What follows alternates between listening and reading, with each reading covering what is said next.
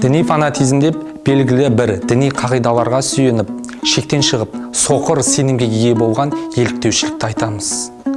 Бұндай көзқарасқа ие жандар қазақтың салт дәстүрі мен сан ғасырлық ата-баба дәстүрлі діни бағытын өзара ажырата алмай, өзінің радикалды пікірін мен ой санасымен өлшеп, өзгелердің көзқарасын жоққа шығарады.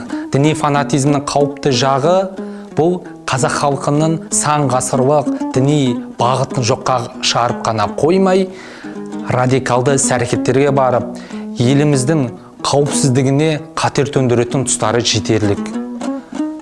Діни фанатизмнен арылудың басты жолы бұл сан ғасырлық ата-бабамыздың ұстанған діни бағыты исламдағы ханафилік дәстүрлі бағытын ұстану болып табылады.